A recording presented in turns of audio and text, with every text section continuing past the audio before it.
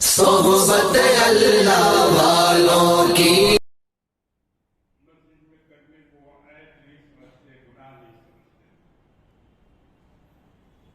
صف لگانے کے معاملے میں بھی پنج وقتہ نمازوں میں جمعہ کے دن تو خیر مسجد بھر جاتی ہے، لیکن پنج وقتہ نمازوں میں بھی لوگ صف بندی کا خیال نہیں کرتے. 4 لوگ آگے کھڑے ہیں، 5 لوگ پیچھے نیت باندھ دیتے ہیں، صف پوری نہیں ہوتی ہے. تو یہ سب بے اعتدالیاں جو مساجد کے ساتھ ہو رہی ہیں، اس کو سمجھنے کی ضرورت ہے. شریعت کا اس سلسلے میں کیا ہوگا؟ جو لوگ مدینہ کی جگہ گئے، پڑھے لکھے لوگ، جن کو عربی پڑھنی آتی ہے، انہوں نے دیکھا ہوگا کہ روضہ مبارک کے سامنے اوپر جو جالی ہے، جو دروازہ ہے، ٹھیک اسی کے بالکل اوپر یہ آیت مبارکہ لکھی ہوئی ہے: یا ایھا الذین آمنوا لا ترفعوا اصواتکم فوق صوت النبی ولا تجهروا له بالقول كجهر بعضكم بعضا أن تحبط أعمالكم وأنتم لا تشعرون. یہ پوری آیت سونا کے حروف سے لکھی ہوئی، سونا اس پر چڑھا ہوا، گولڈن. یہ کیوں لکھا ہوا ہے؟ یہ اس زمانے سے لکھا ہوا ہے کہ جس زمانے میں نبی کریم صلی اللہ علیہ وسلم کا وصال ہو چکا ہے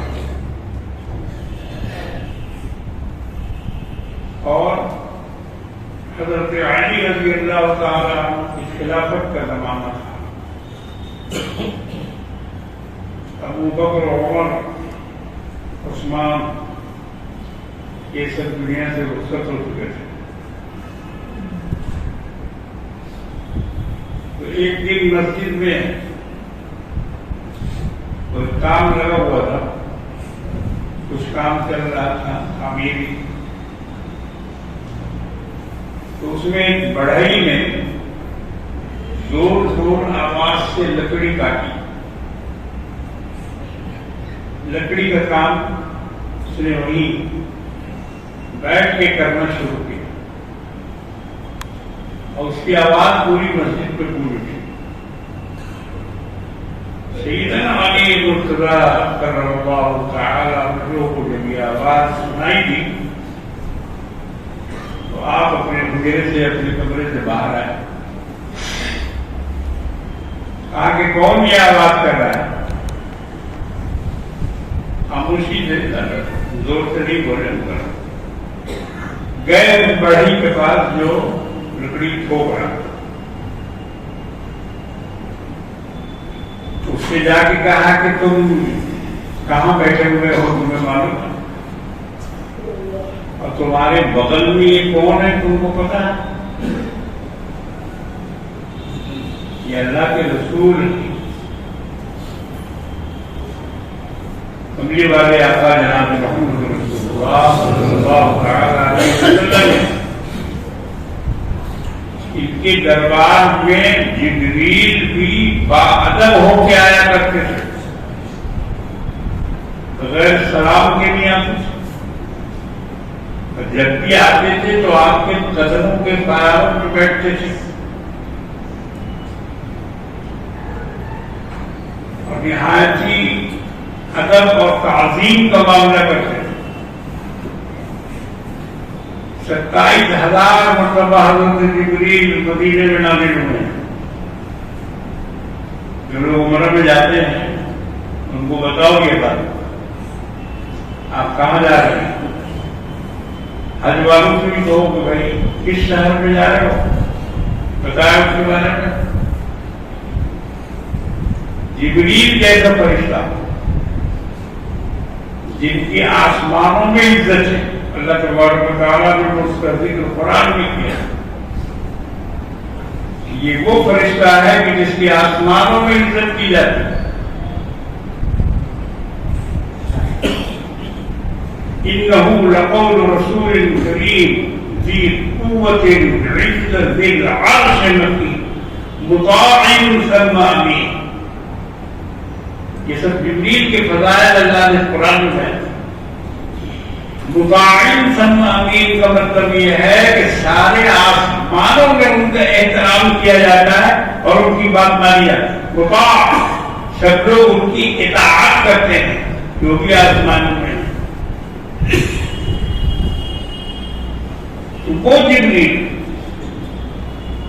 تو حضرت علی نے فرمایا کہ یہاں جبریل بھی ادب سے آتے ہیں حاضری لینے کے لیے، اور تم یہ گزاری کر رہے ہو، تم نے قرآن نہیں پڑھا۔ اب حضرت علی نے قرآن کی آیت اس کو سنائی کہ اے ایمان والو، نبی کی آواز سے اپنی آواز کو اونچی مت کرو۔ تب اس کے بعد وہ آیت مبارکہ وہاں لکھوائی گئی حضور کے مقدس روضے کے اوپر، آج تک وہ لکھی ہوئی، یہ اسی دور کی یادگار ہے۔ پہلے کسی طور سے لکھی ہوگی وہ معلوم نہیں، لیکن جب بادشاہوں کا زمانہ آیا ان لوگوں نے اس کو سونے سے لکھا۔ کیا چیز ہے یہ؟ ادب سکھایا جا رہا مسلمانوں کو۔ اچھا، یہ نہیں ہے کہ صرف مسجد نبوی میں زور سے بولنا منع ہے اور باقی سب جگہوں پہ جائے۔ یہ مسجدیں تو مکہ مدینہ کی شاخیں ہیں، برانچز ہیں، کعبہ کا برانچ ہے، اس کو مسجد کہا جاتا ہے، اور اس کا تقریباً وہی احترام ہے جو کعبہ کا ہے۔ کیونکہ ہمارے محلے میں، ہمارے گھر کے بغل میں ہے، ہمارا یہاں آنا جانا ہر وقت کا ہے، اس لیے ہمیں اس کے احترام کا پتہ نہیں۔ اس کی کوئی اینٹ کہیں نہیں لگائی جا سکتی۔ جو اینٹ اس میں لگ چکی ہے، جو دروازہ اس میں لگ چکا ہے، جو سامان اس میں لگا دیا گیا ہے، اب اس سامان کو کوئی نہیں لے سکتا۔ اس کا احترام ہوگا، اس کی عزت کی جائے گی۔ مسجد کی دیوار میں کوئی تھوک نہیں سکتا، اس پر لعنت فرمائی جناب محمد رسول اللہ صلی اللہ علیہ وسلم۔ تو جو کعبے کا احترام ہے وہی اس مسجد کا بھی احترام۔ جیسے وہاں ادب سے جانا ہے، سر چھپانا ہے، اسی طرح یہاں بھی ادب سے آنا۔ مسجد کے داخلے کی جو دعا پڑھی جاتی ہے وہ وہاں مسجد حرام میں بھی پڑھی جاتی ہے، اور وہی دعا یہاں کی مسجد میں بھی پڑھی جاتی ہے۔ اللہم افتح لی ابواب رحمت، اور الصلاۃ والسلام علیک رسول اللہ صلی اللہ علیہ وسلم پر سلام بھیجتے ہوئے یا رسول اللہ کو نہیں کہا جاتا ہے مگر سلام بھیجا جاتا ہے۔ داخل ہونے کے آداب میں سے صلاۃ و سلام بھی ہے۔ تو میرے بزرگوں اور دوستوں، وہاں بھی وہی قاعدہ ہے جو حرم پاک میں داخل ہونے کا ہے، اور یہاں کی مسجد کا بھی کوئی ادب ہے، وہی احترام ہے جو مسجد نبوی کا ہے۔ یہاں بھی آپ زور سے بات نہیں کر سکتے۔ زور سے بات کا مطلب اللہ کے رسول نے یہ سب آداب سکھائے ہیں۔ حدیثوں میں خود حضور کی زندگی میں، حضور کے عمل میں ہے۔ ایک دفعہ مسجد نبوی میں کسی صاحب کا رومال کھو گیا، کھڑے ہو کر آواز دینا شروع کیا، بھائی ہمارا رومال کسی نے دیکھا ہے؟ حضور موجود ہے۔ اللہ کے رسول نے فرمایا کہ اس کا جواب دو تو خدا کرے تیرا رومال کبھی نہ ملے۔ دیکھا، یعنی اتنی ناراضگی ہوئی کہ کہا کہ کو کہو کہ اللہ کرے تمہارا رومال کبھی، تم نے مسجد کو احترام کو پامال کیا، پامال کیا اس کے احترام۔ وہاں زور سے نہیں بولنا چاہیے تھا، آواز نہیں لگانا چاہیے تھا، اعلان نہیں کرنا چاہیے تھا۔ دینی مدرسوں والے یا جو امداد طرف کرنے والے لوگ ہیں، ان کو چاہیے کہ امام سے مؤذن سے کچھ کرواتے ہیں، اعلان کرو، خود کھڑے ہو کے کوئی اعلان نہ کرے، خود اپنے کھڑے ہو کر اعلان نہ کرے، اور ان کو مسجد کی کمیٹی اس کی اجازت نہ دے، تو پھر یہ ایک مسئلہ ہو جائے گا، ہر آدمی اپنا اپنا اعلان کرے، کوئی بیمار ہے، کوئی کچھ ہے، کوئی مسافر ہے۔ اچھا، کام لوگ یہ کرتے ہیں کہ دعا ہو رہی ہے اور اعلان کرتے رہے، دعا کا بھی احترام نہیں کرتے۔ تو یہ چیزیں مسجدوں میں نہیں ہونی چاہیے۔ آپس کی بات چیت بھی بہت ادب اور سہولت کے ساتھ کرنی چاہیے۔ یہ اللہ کے پکارنے کی جگہ ہے، یہاں اللہ کے سوا اور کسی کو نہیں پکارا جا سکتا۔ قرآن میں اللہ نے ڈکلیئر کر دیا، وَأَنَّ الْمَسَاجِدَ لِلَّهِ فَلَا تَدْعُوا مَعَ اللَّهِ أَحَدًا۔ مسجدیں اللہ کے لیے ہیں، بس یہاں اللہ کا نام لیا جائے گا، یہاں اللہ کو پکارا جائے گا، یہاں اللہ کے لیے جھکا جائے گا، اللہ کے لیے نماز پڑھی جائے گی۔ اور شیطان نے بیچ بیچ میں بہت ساری چیزیں اس میں داخل کر، ابھی کھڑے ہو کر سلام پڑھتے، جمعہ کے دن فجر کی نماز کے بعد اکثر مسجدوں میں آج کل دیکھا جا رہا ہے کہ اس طرح سے لوگ کر رہے ہیں۔ وہ سلام کیا ہے؟ سلام بھی نہیں ہے شرعی طور پر۔ ایک صاحب کا لکھا ہوا ہے، کسی صاحب نے اس کو تحریر کیا ہے، ان کی جماعت کا ایک وہ جنگل ہے اور اسی کو پڑھتے ہیں۔ اسلام میں کہیں اجتماعی سلام تو ہے ہی نہیں، کوئی بھی کتاب میں دکھائیے، تاریخ میں دکھائیے، حدیث میں دکھائیے، فقہ میں دکھائیے، اجتماعی سلام کا کوئی تصور ہی نہیں ہے۔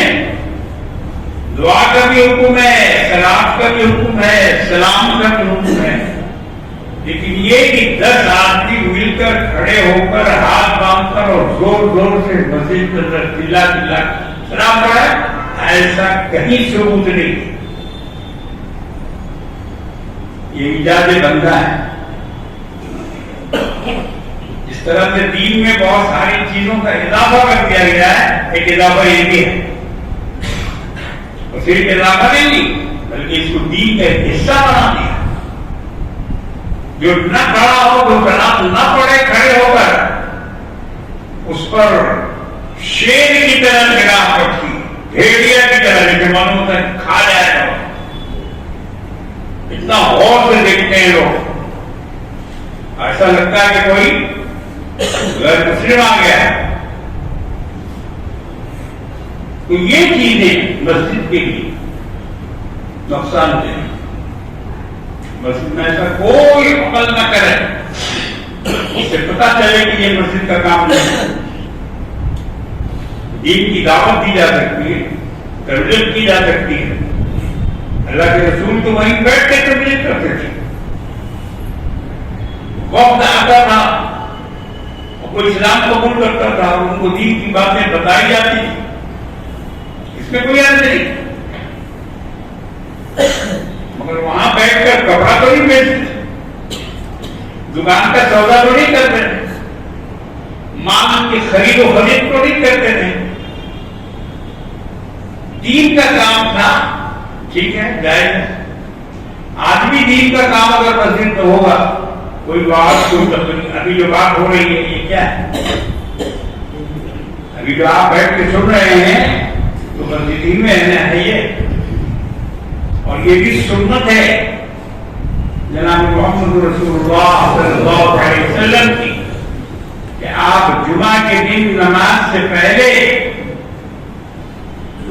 वाद और नसीहत फरमाते थे, और ये सिलसिला उसी वक्त से चला आ रहा है।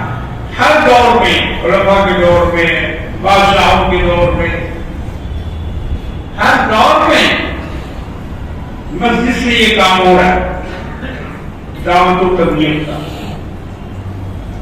आप सुनते हैं बैठ के आधा घंटा पौना घंटा, दिल पे हाथ रख के बताइए कि आपको इस बात से फायदा होता है कि यह नहीं होता है? इस्लाह होती है कि नहीं होती? दिल अल्लाह की तरफ माइल होता है या नहीं होता है? बहुत बड़ी बात है।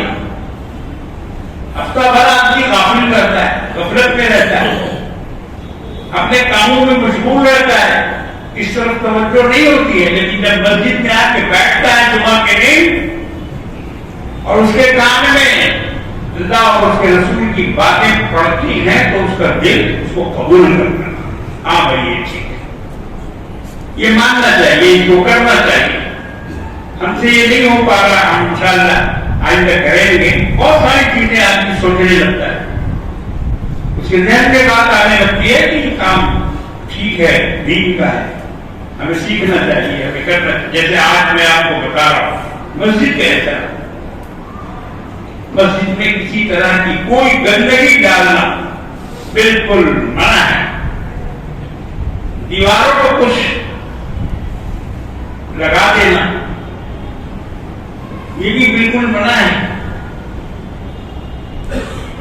सब के मुताबिक जो बातें आ रही हैं, लोग इधर उधर, तो वहां खड़ा हो गया, तो वहां खड़ा हो गया, सब बनाने की कोई उनके अंदर तमीज नहीं है, या फिर सलीका नहीं है, या फिर उन्होंने सीखा नहीं है। सब को आप क्या समझते हैं? अल्लाह ने इसकी तारीफ की है कुरान में, सफ बनाने को, और सफ के लिए एक सूरह की नाज़िल हुई, सूरह सफ, कुरान करीम के 28वें पारे में सूरह सफ नाम की एक सूरह है, जिसमें अल्लाह ने इसका आगाज किया है सफ के बनाने से। नबी करीम सल्लल्लाहु अलैहि वसल्लम नमाज पढ़ाने से पहले आपके हाथ में कोई लकड़ी होती थी, कोई तीर होता था, उसके जरिए से आप सब ठीक करा, खुद इधर से उधर जाकर, उधर से इस तरफ आकर लोगों को, जो पीछे खड़ा है उसको आगे करते थे, जो आगे बढ़ गया उसको पीछे करते थे, और खुतबा में भी फरमाते थे सव्वू सुफूफकुम फइन्न तस्वियत अस्सुफूफ मिन अमामति सलाह। अपने सफों को दुरुस्त करो, सीधी रखा करो। ये इमामों की भी जिम्मेदारी है। जब इमामत शुरू हो जाए, इमाम को चाहिए कि सफ की तरफ मुड़कर देखते लोगों ने सब सीधी रखी है या नहीं। आजकल तो सहूलत बढ़ गई है, हर जगह सब बना दी गई है, पहले बनाई नहीं जाती थी। लोग खुद उसको सीधी रखते थे। तो ये सब का सीधा करना, ये अल्लाह के रसूल ने फरमाया कि ये दिमाग की इकामत के लिए जरूरी है, ये नमाज कायम करने के लिए जरूरी है सबों का सीधा होना।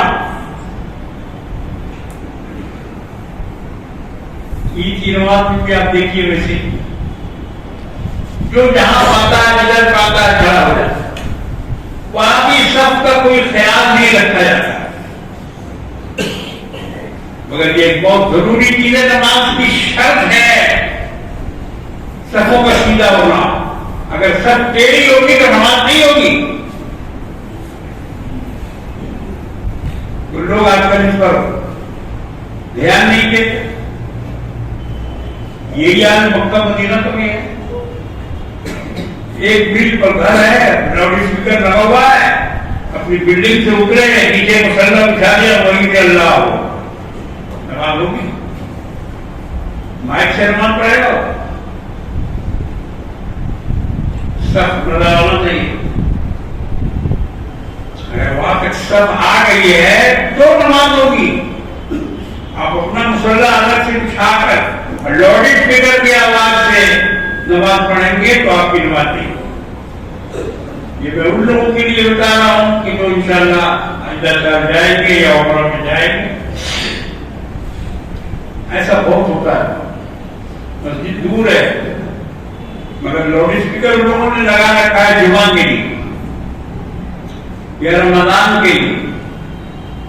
اب لوگ جو بلڈنگوں سے نکلتے ہیں مسلح لے کر، دیکھتے ہیں کہ آواز آ رہی ہے، اقامت ہو رہی ہے، نماز ہو رہی ہے، ایسا دیکھا دیکھی نہیں کرتے ہیں لوگ، 10 آدمی یہاں کھڑا ہے، جا کے وہی نیت بنتی، وہی جا کے نیت بنتی، اور یہ سوچنے لگے کہ جب یہ 10 آدمی پڑھ رہے ہیں تو ہم بھی جا کے وہی پڑھ، نہیں، آپ سیکھ لیجئے مسئلہ، سمجھ لیجئے مسئلہ، وہاں آپ کی نماز نہیں ہوگی۔ حرم کے اندر یہ حکم ہے کہ اگر سب دور ہے تو آپ دوسری جگہ نیت باندھ سکتے ہیں، نماز پڑھ سکتے ہیں، کھڑے ہو سکتے ہیں، آپ کی نماز ہو جائے گی۔ حرم کے اندر کا مسئلہ ہے، باہر سڑک پر نہیں، سڑک پر نہیں ہوگی نماز جب تک وہاں صف نہ ملے، نمازی کے آگے سے گزرنے کا مسئلہ حرم کے اندر ہے، حرم سے باہر نہیں، اور وہ بھی اس کی حد مقرر ہے، سجدہ سے پہلے نہیں گزر سکتے، سجدے کی جو جگہ ہے اس کے بعد سے گزر سکتے، اس کا اختیار کیوں روک نہیں کرتے، وہاں جانے والے سامنے سے گزر جاتے ہیں، بغل سے دھکا مار کے گزر جاتے ہیں، اور نمازی نماز پڑھ رہا ہے، یہ سب گناہ کی بات ہے، اس کو سیکھنا چاہیے، اس کو سمجھنا چاہیے۔ تو میرے بھائیوں بزرگوں اور دوستوں، یہ مسجد بڑے ادب کی جگہ ہے، بڑے احترام کی جگہ ہے، اس کے فضائل تو آپ برابر سنتے رہتے ہیں، تو جنت ہے۔ نبی کریم صلی اللہ علیہ وسلم سے پوچھا گیا کہ یا رسول اللہ، دنیا کی سب سے اچھی جگہ کون سی ہے اور سب سے بری جگہ کون سی ہے، بتا دیجیے۔ قربان جائیں صحابہ کرام پر اس طرح کی باتیں پوچھتے رہتے تھے، سوال کرتے رہتے تھے، اور نبی کریم صلی اللہ علیہ وسلم ان کو جواب بھی دیتے۔ پوچھا گیا کہ دنیا کی بہترین جگہ کون سی ہے اور بدترین جگہ کون سی ہے؟ اللہ کے رسول نے فرمایا کہ بہترین جگہ مسجد ہے اور بدترین جگہ بازار ہے۔ اب دیکھ لیجیے ہم لوگوں کا دل کہاں رکھتا ہے؟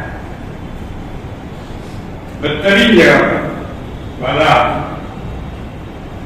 بازار بدترین ہے کہ نہیں؟ بازار پہ بیٹھ کے دیکھیے، دکان کی پٹری پہ بیٹھ کے دیکھیے کیسے کتنے لوگ وہاں سے گزرتے ہیں اور کس طرح کی آوازیں سننے کو ملتی ہے، کتنی گالی گلوچ اور بہت ساری خرافات اور افواہ دیکھنے کو ملتی ہے، بے شرمی کا نظارہ، کم کپڑوں میں گزرتی ہوئی عورتیں اور لڑکیاں اور بہت ساری خرابیاں اور بیماری وہاں۔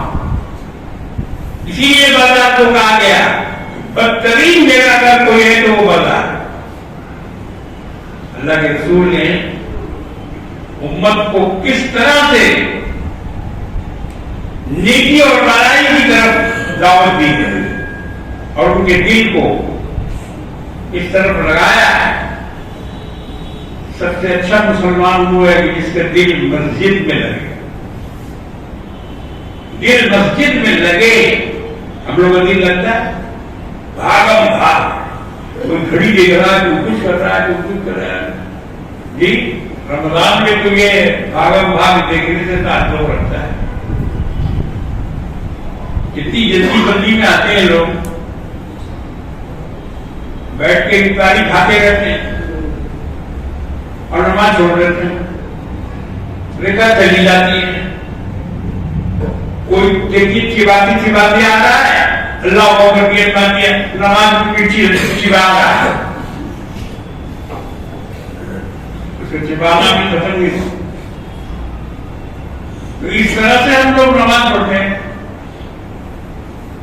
جبکہ کھانا مختصر کھاؤ, روزہ افطار کر لو کھجور سے, پانی سے, ہلکی پھلکی چیز سے, اور جماعت کے لیے مسجد میں آ جاؤ. اس کے بعد جا کے کھاؤ نا, کون منع کرتا ہے؟ کھاؤ بیٹھ کے جتنا کھانا. حرم کا دستور بہت اچھا ہے, وہاں افطاری لے کے جانے دیتے ہی نہیں اللہ. کیلا والا یہ بھی جو بھی اگر چھپا کے ملے جائے تو وہ پورا چیکنگ ہوتا ہے اور کتاب کو پھینک دیتا ہے. اگر کوئی چھپا کے ملنا چاہے, ہم لوگ کو کہنے گئے تو معلوم نہیں تھا, تو کیلا یہاں ڈال دیا تھا اندر. کلکتہ والے افطار کھانے کے عادی ہیں, تو معلوم نہیں تھا, گیٹ پہ نکال کے پھینک دیا. اور پھینکنا بڑا بھاری ہوا ہم لوگوں پر, لیکن اس وقت ریال بہت مہنگا تھا.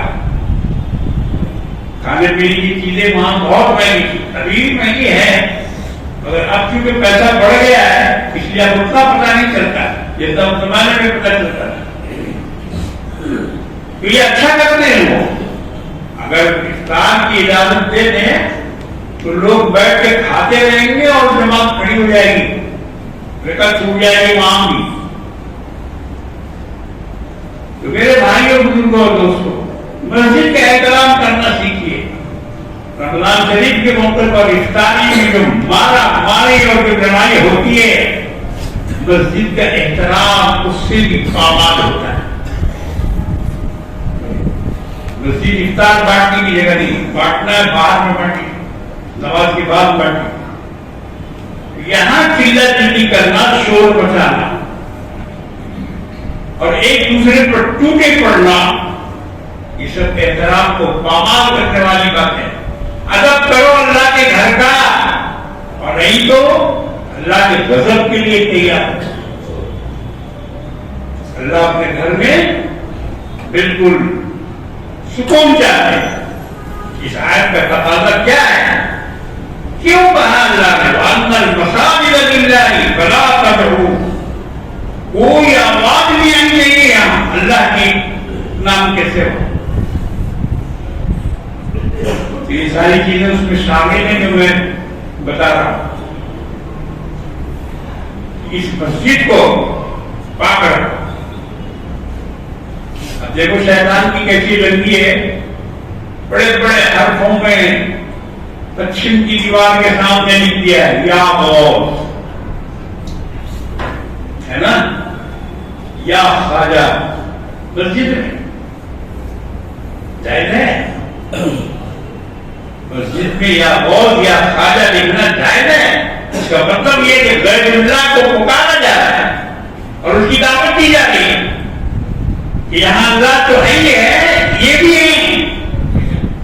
اور یہی تو میں اس کو بتا سکتا ہوں آپ کے سامنے کہ مشرک میں اور مومن میں ایک ہی چیز فرق کرتی ہے, ہی اور بھی. اللہ تیری ہی عبادت کرتے ہیں اور کرتے رہیں گے. یا کرنا کو دو وہی یا نستعین, اور تجھ ہی سے مدد چاہتے ہیں اور چاہتے رہیں گے. یہ کر جاتے ہیں. اور وہ کیا کہتے تھے, وہ کیا کہتے تھے, مشرکین کا کیا عقیدہ تھا کہ یہ ہی اور ہی یہ بھی مدد کر سکتے ہیں, ان سے بھی مدد مانگی جا سکتی ہے, ان کی بھی عبادت کی جا سکتی ہے. مسلمان کا عقیدہ یہ نہیں ہے. مسلمان تو بس صرف اللہ ہی کی عبادت ہوگی اور اسی سے مدد بھی مانگی جائے گی. تو یہ دوہرا لٹکانا اور یا اللہ ہیں بے شک ان کی عزت ہے, ان کی عظمت ہے, ان کی بزرگی کے ہم قائل ہیں, مگر مسجد میں اس طرح سے ان کے نام پہ ٹوکرے لٹکانا یہ جائز نہیں ہے, مسجد کے احترام کے خلاف ہے. گھر کسی کا ہو اور باہر آ کے پکارے کوئی کسی کو دروازے کو, صحیح ہوگا؟ اب تو سبحان کا گھر ہے مگر کوئی آ کے وہاں آواز دے رہا ہے خیر الدین صاحب ہیں, وہ باہر نکلے گا بولے خیر الدین کے گھر میں یہ ڈاکٹر, یہ گھر تو عبد السلام کا ہے, یہاں تو صرف عبد السلام ہی کو پکارا جائے گا, جس کا گھر ہے اسی کا نام لیا جائے گا. تو یہ گھر ہے اللہ کا, یہاں اللہ کے سوا اور کسی کو نہیں پکارا جا سکتا. وَأَنَّ الْمَسَاجِدَ لِلَّهِ فَلَا تَدْعُوا مَعَ اللَّهِ أَحَدًا, کسی ایک کا بھی نام یہاں لے کر پکارنا جائز نہیں. اللہ نے اس پر پابندی لگا دی. مگر آج کا مسلمان چونکہ آدھا مشرک آدھا مومن ہے, پورا مومن نہیں ہے, شرک کے کیڑے اس کے اندر ہیں, جراثیم سرایت کر گیا ہے. ابھی ماڈرن گزرا آپ نے دیکھا, بڑے بھائی کیا کارنامہ انجام دیا, کیسا کیسا ماڈل نکالا, کیسے کیسے تابیاں بنے, کیسا کیسا تابوت اٹھایا گیا, کیسا کیسا جھولا اٹھایا گیا. یہ کیا ہے؟ علی اصغر کا جھولا, یہ فلاں کا تابوت, یہ فلاں کا تابوت. ہر کبھی ان کا مطلب ہے ہم ان کو بول نہیں سکتے, ہم اپنے لوگوں کو بولتے ہیں. کیا بھیڑ لگا کے تماشا دیکھتے ہو, بھیڑ لگا کے کیا تماشا دیکھتے ہو, ان کو اس میں مزہ آتا. ارے حضرت امام حسین تو ایک دفعہ شہید ہوئے نا, ایک دفعہ کربلا میں ایک دفعہ شہید ہوئے, وہ بھی 72 آدمی تھے, 4000 کا لشکر تھا. 4000 کے لشکر کا مقابلہ 72 آدمی کر سکتے ہیں, اور وہ بھی سب اس میں کم عمر بچے تھے. علی اکبر, جناب قاسم, یہ سب نوجوان لوگ تھے. ان کو نہ جنگ کا تجربہ, نہ لڑائی کا کہیں کا تجربہ, نہ کسی جنگ میں کبھی گئے یہ لوگ, نہ جہاد میں شریک ہوئے. یہ سب شہزادے تھے بھائی. حضرت فاطمہ زہرا رضی اللہ تعالیٰ عنہ کے گلشن کے یہ پھول تھے. ان کو لڑائی سے اور جنگ سے اور تیر تلوار سے کیا بہرحال وہ سب کے سب شہید ہو گئے. سارے لوگوں کو شہید کر دیا گیا, بہت مختصر وقت میں یہ ہوا. اور یہ ذاکر اور شاکر جو بیان کر کے بیٹھتے ہیں تو اس جنگ کو صبح سے لے کے شام تک ثابت کرتے, دن بھر جنگ ہوتی رہی. غروب آفتاب سے پہلے تک وہ کربلا کی لڑائی کو بیان کرتے اور ایسی کومنٹری کرتے ہیں کہ جیسے معلوم ہوتا ہے بیٹھے ہوئے تھے یہاں, یہ بیٹھے ہوئے تھے اور ایک کو دیکھ رہے تھے. تو میرے بھائیوں بزرگوں دوستوں کو تو تھوڑی دیر کا معاملہ تھا, ختم ہو گیا. خیموں کو جلا دیا گیا, آگ لگا دی گئی, اور اس میں ان کوفیوں کا مقصد یہ تھا کہ جو خطوط امام حسین کے پاس ہیں, کئی ہزار خطوط تھے جو کوفہ والوں نے لکھے تھے, وہ سب خیموں میں تھا موجود. اس کو جلانے کی نیت سے ہی لوگوں نے خیموں میں آ رہا ہے, کیونکہ وہ خطوط اگر مل جاتے تو حکومت تو ان کا بھٹا بیٹھا ہے, ان کو باقی ثابت کیا جاتا, ان کو ثبوت مل جاتا ان کی بغاوت کا. اس خوف سیدوں نے خیموں کو جلایا تاکہ وہ سارے خطوط جو بھیجے گئے ہیں وہ جل جائیں، کوئی ثبوت باقی نہ ہے۔ تو میں آج یہ کر رہا ہوں کہ یہ واقعہ ایک دفعہ ہوا، مگر آج مسلمان دوسروں کی دیکھا دیکھی میں تماشا بھی کر رہے ہیں، تماشا دیکھ رہے ہیں، اور سیدنا امام حسین رضی اللہ تعالیٰ عنہ کی شہادت کو لوگوں نے ایک مذاق بنا، مذاق۔ جو لوگ لاٹھی باندھنے کے لیے نکلتے ہیں باہر، آپ ان کا حال دیکھیے، شراب پی کے رہتے ہیں، شراب پی کے رہتے ہیں، شراب کے نشہ میں لاٹھی گھماتے ہیں۔ وہ تو واقعہ گزر گیا، مگر میں اس کی طرف توجہ آپ کو دلا رہا ہوں کہ تماشا نہ بنائیے، اب یہ باقی ہے، چہارم، تیجا، 40واں یہ سب ہوگا۔ ایک آدمی کا 40واں ایک دفعہ ہوتا ہے کہ 1400 برس سے 40واں کرتے رہو، ہر سال زندہ کرو گے حسین کو اور ہر سال مارو گے حسین کو، اور پھر اس کے بعد تیجا کرو گے، پھر چہارم کرو گے۔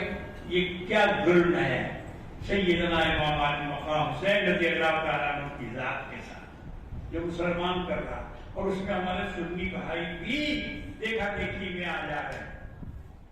بہرحال